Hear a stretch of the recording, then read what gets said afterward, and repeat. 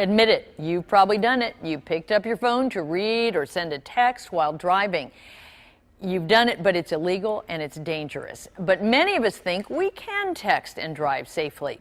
A Lebanon woman barely escaped an accident with her life, but what happened to her was life-changing, and it might change your mind about texting and driving. You never know what'll happen. You never think that something like that would happen to you. What happened to Amy Eckert, she can't possibly forget. I was 6 months along with a baby boy. We were going to name him Gabriel. Gruesome x-rays show her life was changed by a woman who was committing a crime so minor that she only got a citation for it. You see what it does to people. You see that it's dangerous, that it kills people. It is texting and driving.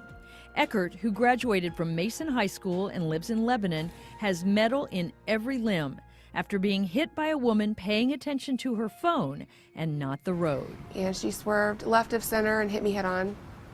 So totaled both vehicles. Eckert's tragic accident is not unusual. In fact, accidents like it are becoming more and more common. If you think you can text and drive safely, you're about to see what texting and driving really looks like at low speeds like you might find in your neighborhood. Right now you're in the lanes, out of the lanes. With the help of the Kentucky State Police, You don't know what you're paying attention to. we put our driver, Mary Kate, in a You're car all over the road. and simulated what it's like to drive through a subdivision while texting, going less than 15 miles an hour. Yeah, because 1 second would be like if you were saying K, but Yep. getting to your messages if you weren't in your messages would take definitely longer than 1 second. Mary Kate only had to travel a few hundred yards and navigate an S-curve, but according to the officer with her, She didn't do very well at all. She's all over the road. She's on the inside of the turn. She's on the outside of the turn. even in a closed course with almost no traffic or other interference, and with the state police riding along, we almost had an accident. Did you see that car? Oh gosh, I did not. See?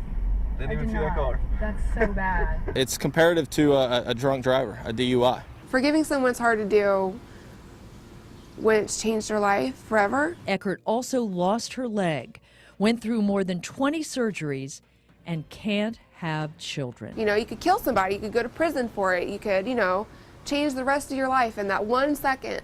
That 1 second is all it takes.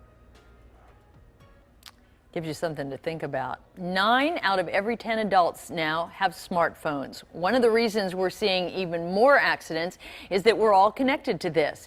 8 years ago, most of us were on a flip phone or not texting at all. Right now on WCPO.com, you can read Mark Nicholas's analysis on distracted driving. He breaks down this year's stats to find out information such as the average driver's age, which is 30 years old. Clyde and Steve? Wow, Carol, that's a sobering report. Thanks for sharing that.